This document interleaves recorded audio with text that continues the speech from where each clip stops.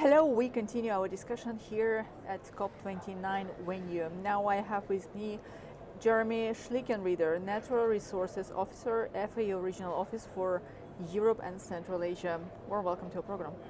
Thanks. Thank you so much.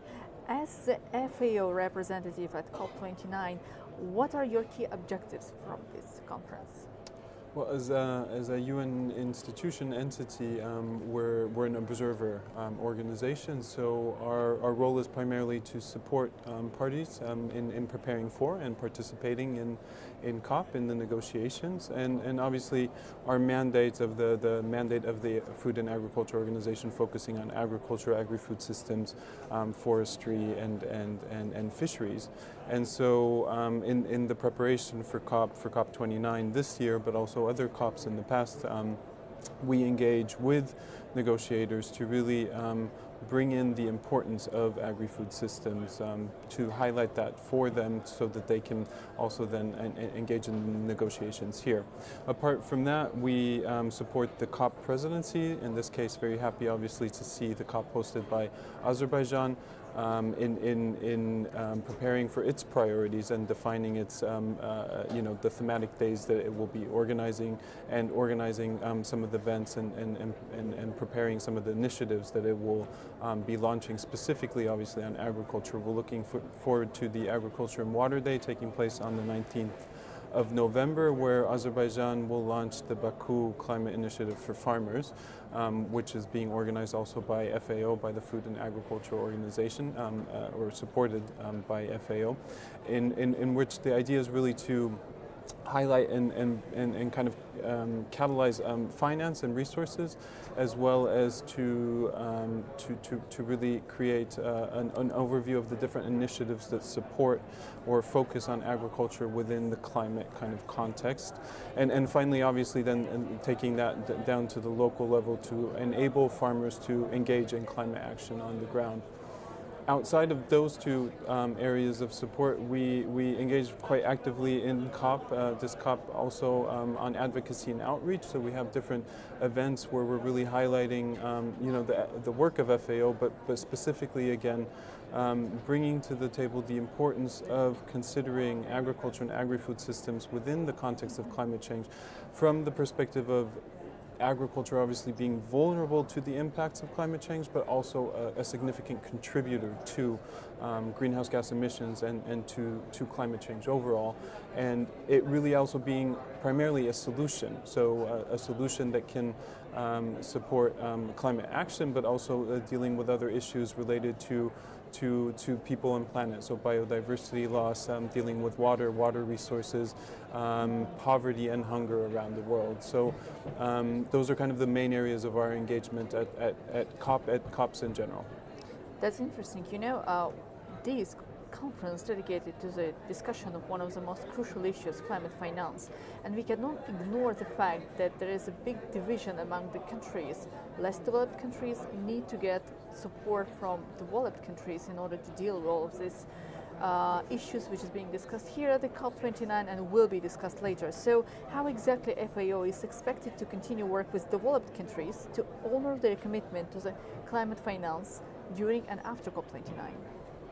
Well, I think, first of all, obviously, this has been called the Climate COP, and I think that the main topics or the main kind of themes identified by Azerbaijan supporting kind of enhanced ambition and enabling action through finance, climate finance. For us, or from FAO's perspective, specifically, we have done research on climate finance, and we obviously are keen or are aware of the fact that countries, in order to deliver on their climate priorities, including in the agri-food systems, need to have resources. And we see really that despite the fact that agri-food systems and agriculture are key to dealing with climate change, the resources flowing to supporting agri-food system transformation are relatively limited. So on a global scale, about 23% of climate-related development finance goes to agriculture and agri-food systems some transformation and support. But if you look then kind of low at other levels, the vulnerable countries and the most vulnerable sort of farmers, that kind of percentage goes down or decreases considerably, where smallholder farmers, even though they contribute about 30% to global kind of food availability, only receive about 2% of the climate-related development finance that exists, that goes kind of to them to support them really in climate action. And what I mean by climate action is really also,